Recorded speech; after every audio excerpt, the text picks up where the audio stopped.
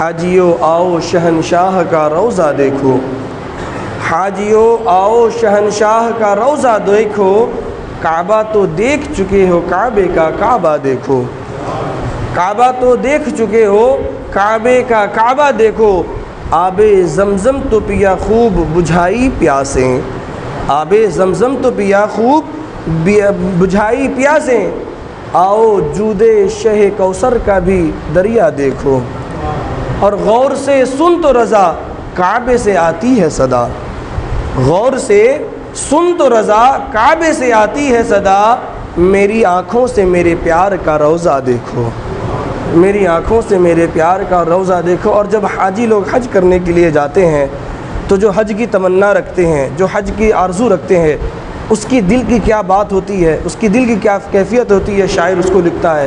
بڑا ہی خوبصورت سا شعر ہے، تڑپ اٹھیں گے۔ وہ شاعر لکھتا ہے، نبی کے روضے پہ جانے والو، نبی کے روضے پہ جانے والو، میرا بھی ان سے سلام کہنا، ملو تو کہنا کہ کب ملو گے، ہے بزم وقت تمام کہنا، ان سے کہنا کہ چلتے چلتے میں قافلے سے بچھڑ گیا ہوں، ان سے کہنا کہ چلتے چلتے میں قافلے سے بچھڑ گیا ہوں، مجھے بلا لو تو میں بھی دیکھوں کہاں سے رستہ ہے جنتوں کا، مجھے بلا لو تو میں بھی دیکھوں کہاں سے رستہ ہے جنتوں کا، ندامتوں کے چراغ سارے ہمارے اشکوں سے جل رہے ہیں، جہاں پر امت کی بخششیں ہیں وہاں پر ہم کو بھی معاف کرنا۔ اور بڑا ہی خوبصورت سا شعر، سنا ہے روزے کی جالیوں کو جو چومتے ہیں وہ جھومتے ہیں، سنا ہے روزے کی جالیوں کو جو چومتے ہیں وہ جھومتے ہیں، کرو نہ ہم پہ یہ مہربانی ہمیں بھی آتا ہے چوم لینا، کرو نہ ہم پہ یہ مہربانی ہمیں بھی آتا ہے چوم لینا، نبی کے روزے پہ جانے والوں میرا بھی ان سے سلام کہے۔ یہ ہر ایک عاشق رسول اور ہر ایک مسلمان کی تمنا ہوتی ہے اور دلی خواہش ہوا کر۔ محترم حضرات، اللہ تبارک و تعالیٰ کلام پاک میں ارشاد فرماتا ہے، وَلِلَّهِ عَلَى النَّاسِ حِجُّ الْبَيْتِ مَنِ اسْتَطَاعَ إِلَيْهِ سَبِيلًا، اور اللہ کے لیے ہی ہے لوگوں پر کہ وہ اللہ کے گھر کا حج کریں، من استطاع الیہ سبیلا، جسے اللہ تبارک و تعالیٰ نے راستے کی استطاعت دیا ہے۔ یہ حج جو ہے اسلامی فریضے میں سے ایک فریضہ ہے، اسلامی رکن میں سے ایک رکن ہے حج، اور حج ایک ایسی عبادت ہے جس کا تعلق مال سے بھی ہوا کرتا ہے اور جس کا تعلق بدن سے بھی ہوا کرتا ہے، جس میں مال بھی خرچ ہوتا ہے اور جس میں بدن کی بھی آمیزش ہوا کرتی ہے۔ حج ایک ایسی عبادت ہے۔ حج کس کو کہتے ہیں؟ حج کہتے ہیں قصد کرنا، ارادہ کرنا، مخصوص ایام میں مخصوص ارکان کے ساتھ مدینہ منورہ اور مکہ مکرمہ کے سفر کے لیے نکلنا، اس کو کیا کہتے ہیں؟ حج کہتے ہیں۔ اور یہ جو حج ہے، یہ حج اللہ تبارک و تعالیٰ نے صاحب استطاعت والوں پر فرض کیا ہے۔ کن پر فرض کیا ہے؟ صاحب استطاعت والوں پر، جن کو اللہ تبارک و تعالیٰ نے دولت عطا کیا ہے، ان لوگوں پر اللہ تبارک و تعالیٰ نے کیا؟ حج کو فرض کیا ہے۔ حج جو ہے پوری زندگی میں ایک مرتبہ فرض ہے، پوری زندگی میں ایک مرتبہ فرض ہے۔ اگر آپ صاحب استطاعت ہو گئے، آپ مالک نصاب ہو گئے، آپ اس لائق ہو گئے ہیں کہ آپ سفر کر سکتے ہیں اور آپ کے پاس اس قدر رقم ہے کہ آپ سفر کرنے کے لیے جو اخراجات ہوا کرتے ہیں وہ آپ برداشت کر سکتے ہیں، تو آپ پر کیا ہے؟ حج فرض ہے۔ اور اگر آپ حج کر لیتے ہیں تو اس حج کا وجوب آپ کے اوپر سے کیا ہو جائے گا؟ فرضیت آپ کے اوپر سے ساقط ہو جائے گا۔ اور پوری زندگی میں صرف ایک مرتبہ حج فرض ہے، اس کے بعد آپ جتنا بھی چاہیں حج کریں وہ نفل ہوگا، اس مستحب حج ہوا کریں گے۔ فرض جو ہے ایک بار ادا کرنے سے آپ کا فرض آپ کے سر سے کیا ہو جائے گا؟ ساقط ہو جائے گا۔ اور جو لوگ حج کرتے ہیں اس کی بڑی فضیلتیں ہیں، اور جو لوگ حج کو ڈیلے کر دیتے ہیں کہ ابھی نہیں، اس سال نہیں، آئندہ سال نہیں، اس سال، لوگوں کا یہ نظریہ ہوتا ہے کہ ذرا سب کچھ سیٹ کر دیں تب جائیں گے حج کرنے کے لیے۔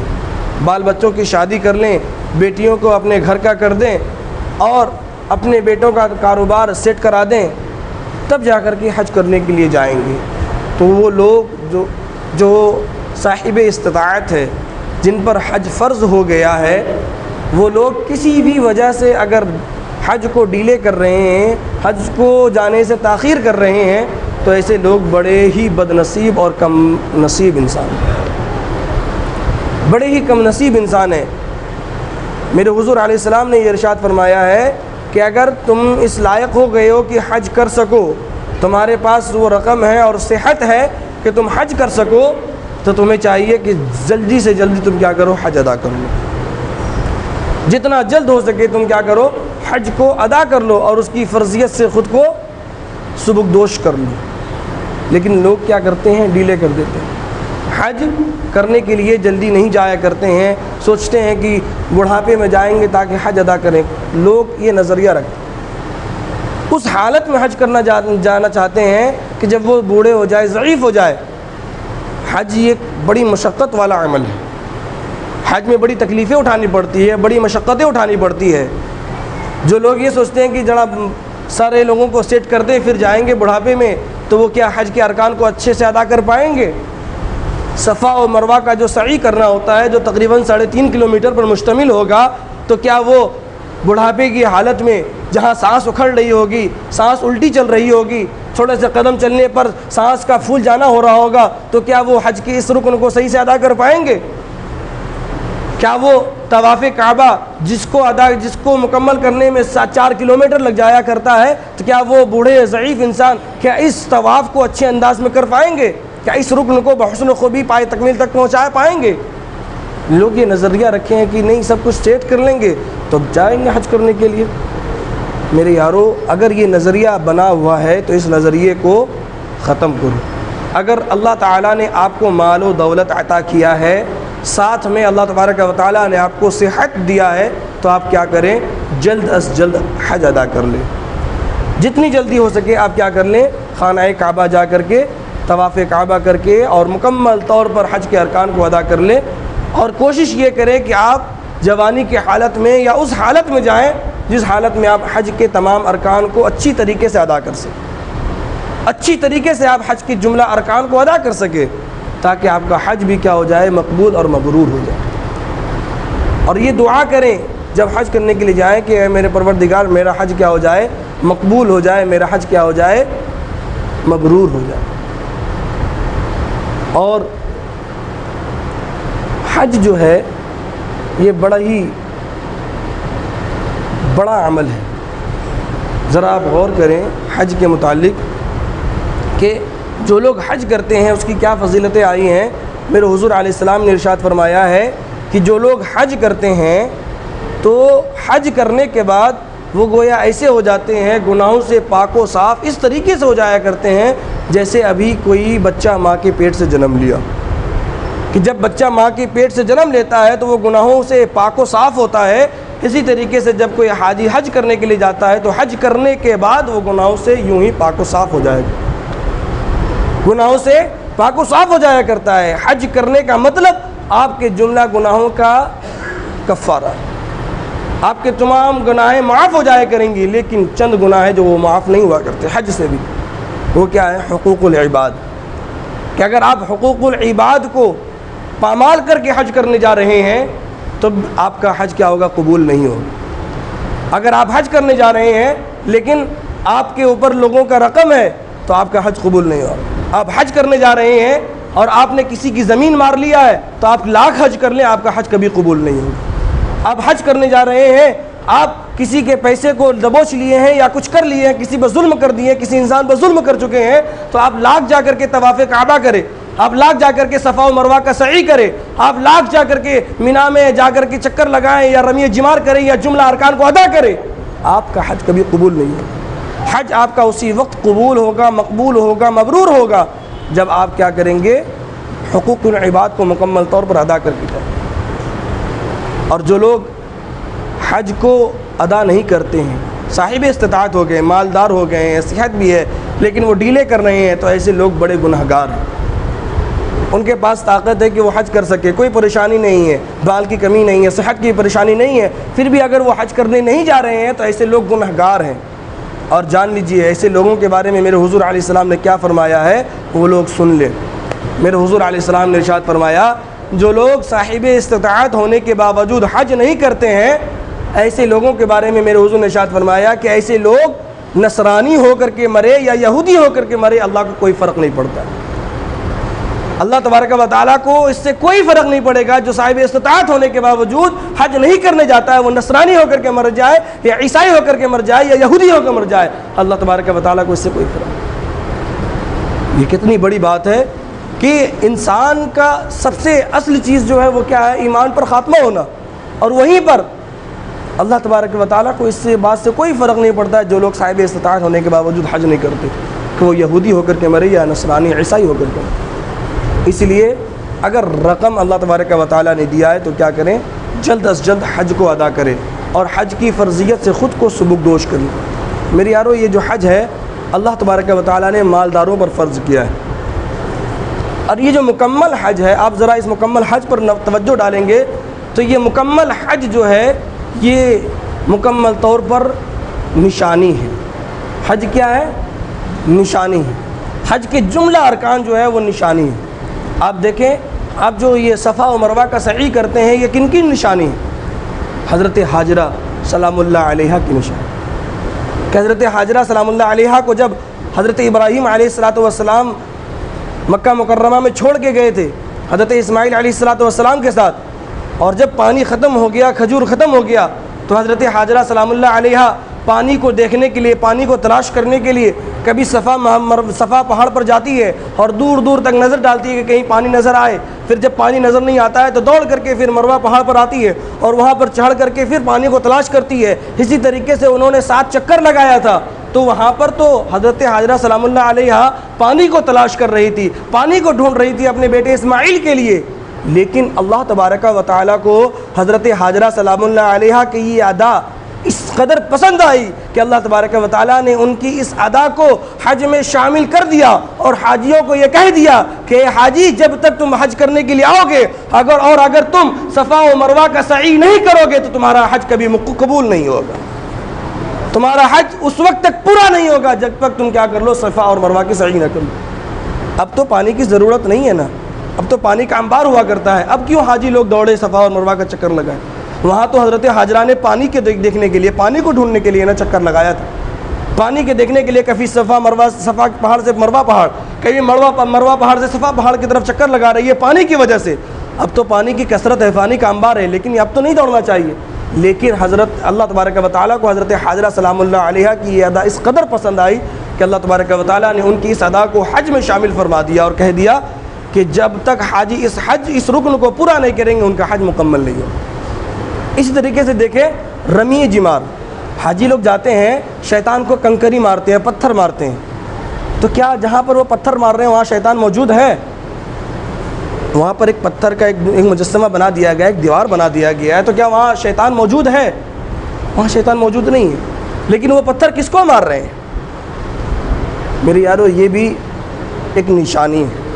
وہ نشانی کیا ہے؟ حضرت ابراہیم علیہ السلام، کہ جب حضرت ابراہیم علیہ السلام اپنے بیٹے کو ذبح کرنے کے لیے جا رہے تھے اور شیطان حضرت ابراہیم علیہ السلام کو بہکانے کی کوشش کر رہا تھا، تو حضرت ابراہیم علیہ السلام اس شیطان کے بہکاوے میں نہ آئے اور اس شیطان کو کنکری مار کر آپ نے بھگایا تھا۔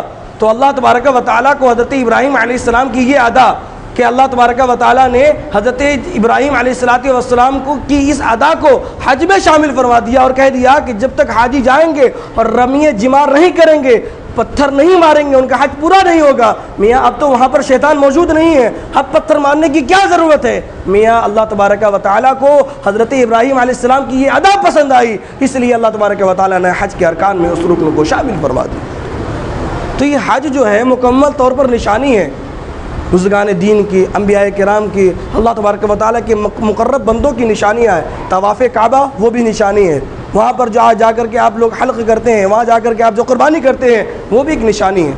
اور ذرا 1 منٹ کی ذرا یہاں پر سوچیں کہ وہاں پر حضرت ابراہیم علیہ السلام اپنے بیٹے کو ذبح کرنے کے لیے گئے تھے، وہاں پر اللہ تبارک و تعالیٰ نے ان کے بیٹے کو ہٹا کر کے اس کی جگہ پر ایک دمبا رکھوا دیا اور دمبا ذبح ہو گیا۔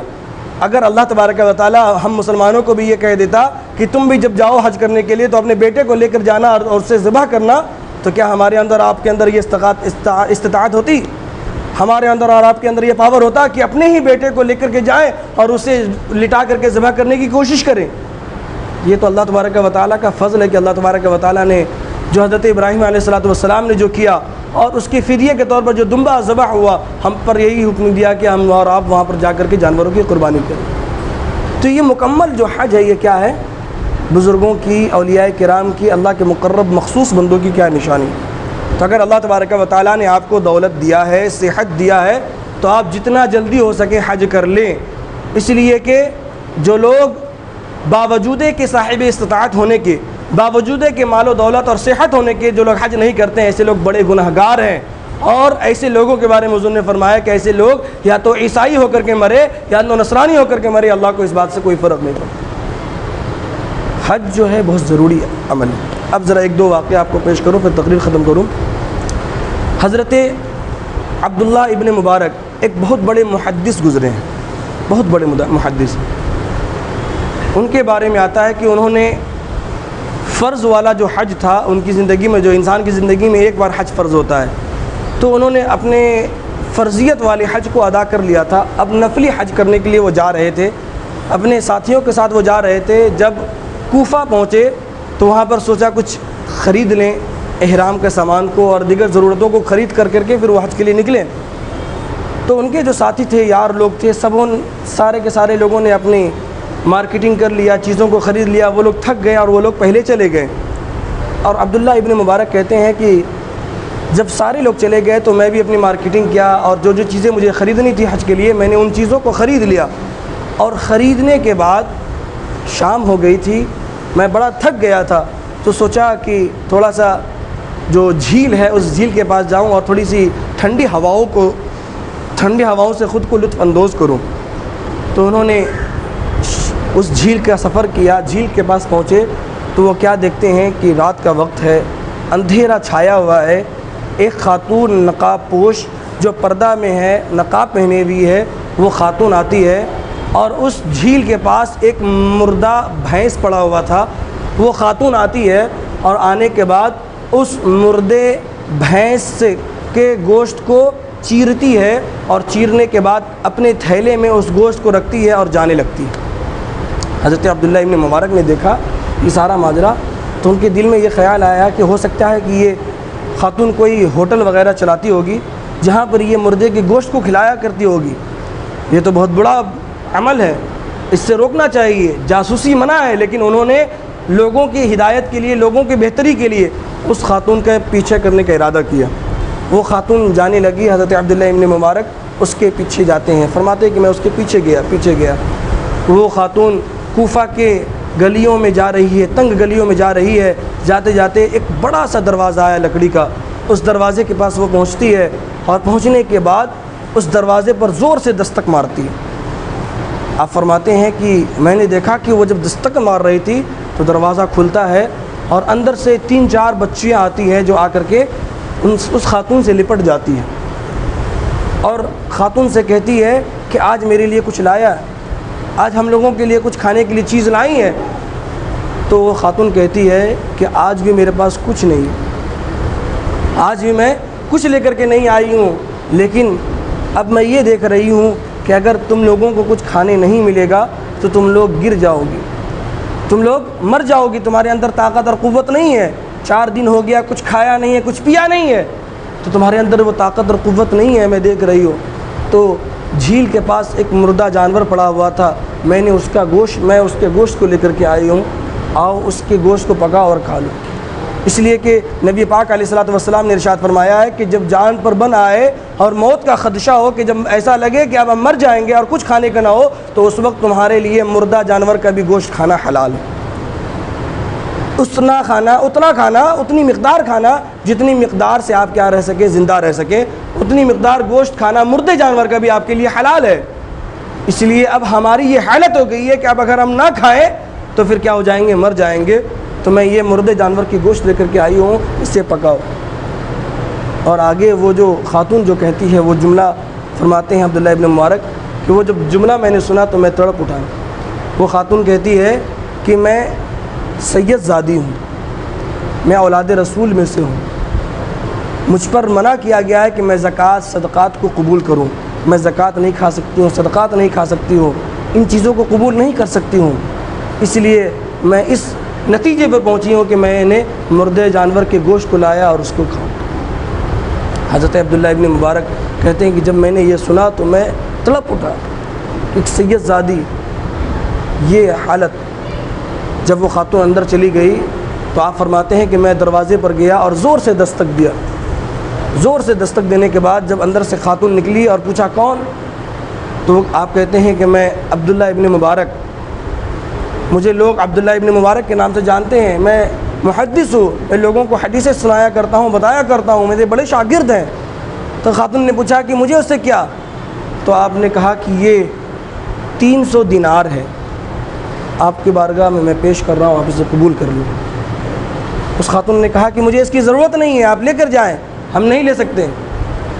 تو آپ فرماتے ہیں کہ میں اپنی قدموں پر گر گیا، گھٹنوں کے بل آ کر کے ان کی بارگاہ میں پیش کیا، کہا کہ آپ اس کو قبول فرما لیں، اس لیے کہ ہم خادم ہیں اور آپ رسول اللہ صلی اللہ تعالیٰ علیہ وسلم کی نسل میں سے، آپ سید زادی ہیں، یہ ہماری طرف سے آپ کو تحفہ ہے، آپ اسے قبول فرما لیں۔ خیر کسی طریقے سے اس خاتون نے اس کو کیا کر لیا؟ قبول کر لیا۔ اب حضرت عبداللہ ابن مبارک رحمۃ اللہ تعالیٰ علیہ واپس جاتے ہیں، ان کے جو ساتھی تھے، ساتھی کہے کہ چلو چلتے ہیں حج کرنے کے لیے، حج کرنے کے ارادے سے وہ لوگ نکلتے ہیں۔ تو انہوں نے کہا کہ میں حج کرنے کے لیے نہیں جاؤں گا۔ لوگوں نے پوچھا کیا بات ہے، حج کا ارادہ ترک کر دیا، تو حج کرنے کے لیے آئے تھے، اب کیوں نہیں جا رہے ہو حج کرنے کے لیے؟ کیا کوئی دوسرا ارادہ بن گیا ہے، کوئی پلاٹ ولاٹ خریدنا ہے، کچھ گھر خریدنا ہے؟ انہوں نے کہا تمہارے جو سوچنا ہے سوچ لو، میرے دل میں جو بات ہے میں وہ بیان نہیں کروں۔ ان کے تمام ساتھی حج کرنے کے لیے چلے گئے اور یہ اپنے گھر کی طرف چلے گئے۔ حضرت عبداللہ ابن مبارک گھر چلے جاتے ہیں اور ایک حاجی کی جو تمنا ہوا کرتی ہے وہ ادھوری اپنے گھر میں ہے۔ اب تو حج آسان ہو گیا ہے، آدمی جاتے ہیں، جا کر کے 1 مہینے میں آ جاتا ہے، کچھ دنوں میں آ جاتا ہے۔ پہلے لوگوں کو مہینوں لگ جایا کرتے تھے، 6 مہینہ گزر گیا، اب حاجی لوگوں کے واپسی کا وقت ہو چکا ہے۔ حضرت عبداللہ ابن مبارک ہر وقت اس فکر میں رہتے تھے، کاش میں حج پہ جاتا تو ابھی میں طواف کعبہ کر رہا ہوتا، اگر میں حج پہ جاتا تو ابھی میں مینا میں ہوتا، میدان عرفات میں ہوتا، مزدلفہ میں ہوتا، ابھی میں فلاں جگہ پر ہوتا۔ یہ تمنا تو میری ادھوری رہ گئی۔ خیر جب 6 مہینے کے بعد حاجی لوگ حج کر کر کے آتے ہیں تو مبارکبادی دینے کے لیے حضرت عبداللہ ابن مبارک جاتے ہیں۔ کہتے ہیں کہ میں مبارکبادی دینے کے لیے ایک حاجی کے گھر پہ گیا، دستک دیا، انہوں نے دروازہ کھولا، دروازہ کھولتے ہی میں نے ان کو مبارکباد دیا کہ اللہ تمہارے حج کو قبول کرے، تمہیں مبارک ہو، تم نے حج کر لیا۔ تو وہ کہتے ہیں، عبداللہ ابن مبارک فرماتے ہیں کہ وہ حاجی صاحب ہم پر بھڑک اٹھے، ہمیں ڈانٹنے لگے کہ کیوں تم نے میرے ساتھ ایسا کیوں کیا؟ عبداللہ ابن مبارک کہتے ہیں میں نے کیا کیا؟ تو وہ کہتے ہیں کہ میں تمہیں مینا میں آواز دیتے رہا، تم نے میری آواز نہیں سنی؟ یہ کہتے ہیں کہ بھائی میں تو حج کرنے گیا ہی نہیں، میں تو گھر پہ ہوں۔ تو وہ کہتے ہیں کہ ہم 11 حاجی کیا جھوٹ بول رہے ہیں، ہم نے وہاں دیکھا اور آپ کو آوازیں دی، آپ آوازیں نہیں سن رہے تھے ہمارے۔ یہ پریشان، پھر واپس جاتے ہیں۔ 4 دنوں کے بعد پھر کسی حاجی، جب کوئی حاجی کا قافلہ آتا ہے تو اسے بھی مبارکبادی دینے کے لیے جب جاتے ہیں تو مبارکبادی دیتے ہیں تو وہ کہتے ہیں کہ چھوڑو اس بات کو، میں جب میدان عرفات میں تم سے بات کرنے کی کوشش کر رہا تھا تو مجھ سے بات کیوں نہیں کر رہے تھے؟ یہ کہتے ہیں کہ میں حج کرنے گیا ہی نہیں تو میں تم سے بات کیسے کروں گا؟ وہ کہہ رہے ہیں کہ میں نے تم سے بات کرنے کی مکمل کوشش کی اور تم مجھ سے بات نہیں کر رہے تھے، میں جھوٹ بولوں گا تم سے کیا؟ میں تم سے بات کرنے کی کوشش کر رہا تھا، تم مجھ سے بات نہیں کر رہے تھے، کیوں؟ اب ان کے بات سمجھ میں نہیں آ رہی ہے، میں تو حج کرنے گیا نہیں، میں تو اپنے گھر میں ہوں اور یہ لوگ کیا کیا باتیں کر رہے ہیں۔ پھر وہ الٹے قدم واپس آتے ہیں۔ جب کچھ دنوں کے بعد حاجیوں کے سارے قافلے واپس آ گئے، 9-10 قافلے سب آ گئے، تو سبوں کو مبارکبادی دینے کے لیے گئے، تقریباً 6-7 لوگوں کے قافلوں کو مبارکبادی دینے کے لیے جاتے ہیں تو سب یہی پوچھتے ہیں کہ فلاں جگہ تم گھوڑے پر جا رہے تھے، ہم نے تم سے بات کرنے کی کوشش کیا تو ہم سے بات نہیں کر رہے تھے، کیا بات ہے؟ سارے حاجی لوگ بھڑک گئے۔ واپسی میں جب یہ گھر آتے ہیں ان کو ماجرا سمجھ میں نہیں آ رہا ہے، یہ پریشان ہے کہ بھائی ہم تو یہاں ہیں اور لوگ کیا کیا باتیں کر رہے ہیں، ان کے عقل میں یہ بات نہیں آ رہی ہے۔ اپنے گھر میں آتے ہیں تو اس وقت ایک بہت بڑے محدث، بہت بڑے بزرگ ربیع بن اسلم وہ ان کے گھر پر آتے ہیں اور دستک دیتے ہیں۔ انہوں نے دروازہ کھولا تو انہوں نے کہا کہ کیا بات ہے، تم نے تو مجھے بڑی مصیبت میں ڈال دیا۔ تو آپ کہتے ہیں کہ میں نے کون سی مصیبت میں ڈال دیا؟ کہا کہ جب روضہ رسول پر، مواجہ رسول پر تمہاری مجھ سے ملاقات ہوئی تھی تو تم نے مجھے تھیلی دیا تھا، یہ سونے کی دینار کی تھیلی دیا تھا، اور اس کے بعد غائب ہو گئے۔ میں کب سے یہ تھیلی لے کر ڈھونڈ رہا ہوں تمہیں کہ تمہیں یہ تھیلی عطا کروں، تم نے تو مجھے مصیبت میں ڈال دیا تھا۔ روضہ رسول پہ تمہاری مجھ سے ملاقات ہوئی تھی، تم نے مجھے یہ تھیلی دیا تھا رکھنے کے لیے، یہ تھیلی تم لو، اپنا تھیلی واپس رکھو۔ اب وہ تھیلی تو لے لیتے ہیں، لے کر کے سینے سے لگا کر کے اب گھر کے اندر چلے جاتے ہیں، لیکن ماجرا کچھ سمجھ میں نہیں آ رہا، میں تو گیا ہی نہیں، روضہ رسول پہ گیا ہی نہیں، یہ تھیلی میں نے کب دیا ان کو؟ خیر وہ جاتے ہیں، عشاء کی نماز ادا کیے، عشاء کی نماز ادا کرنے کے بعد اسی سوچ میں کہ الہی یہ کیا ہو رہا ہے، یہ کیا ماجرا ہے، یہ کیا راز ہے، اس راز سے پردہ ہٹ جائے۔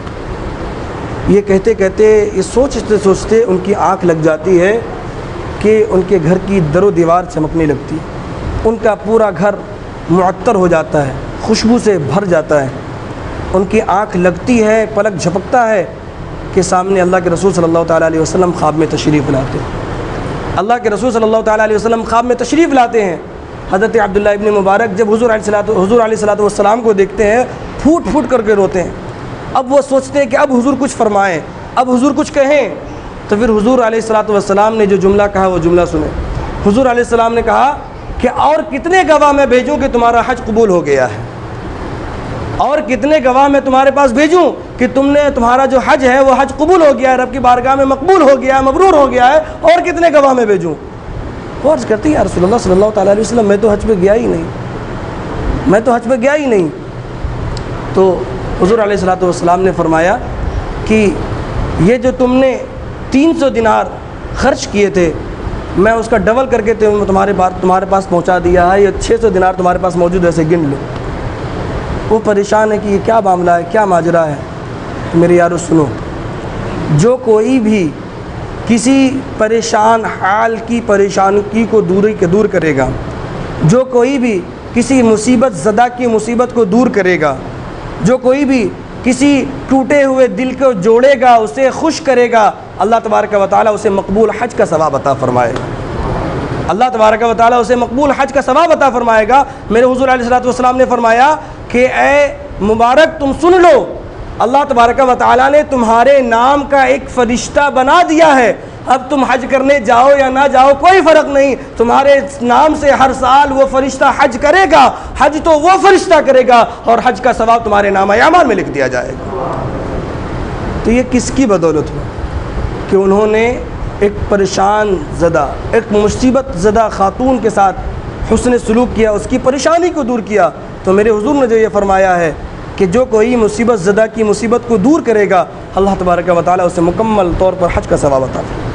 ہمارے اور آپ کے لیے بھی یہ موقع ہے، غریبوں کے لیے یہ سنہرا موقع ہے کہ کوئی پریشان ہے اس کی پریشانی کو دور کر دے، کوئی دو آدمی کے درمیان جنگ ہو چکی ہے صلح کرا دے اس کے درمیان، اور سوکھے حج کا ثواب آپ سماعت کر لیں کہ اگر آپ کو کہیں نہیں جانا ہے، گھر میں بیٹھے ہیں، اماں موجود ہے، ابا موجود ہے، پیار سے اپنی ماں کو دیکھ لے، پیار سے اپنے باپ کو دیکھ لے، اللہ تبارک و تعالیٰ حج کا ثواب کو عطا فرمائے۔ یہ ساری چیزیں ہمارے پاس اور آپ کے پاس موجود ہے، لیکن ہم اور آپ سمجھنے کے لیے تیار نہیں۔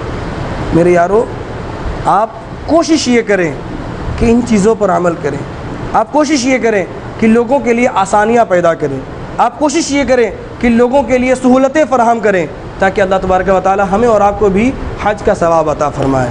یہ بڑی خوش نصیبی کی بات ہوتی ہے، جو لوگ یہ کیا کرتے ہیں اللہ تبارک و تعالیٰ انہیں اپنے فضل و کرم سے نوازا کرتا ہے۔ اللہ تبارک و تعالیٰ ہمیں اور آپ کو کہنے سننے سے زیادہ عمل کرنے کی توفیق عطا فرمائے۔ آمین۔ وآخر دعوانا ان الحمد للہ رب العالمین۔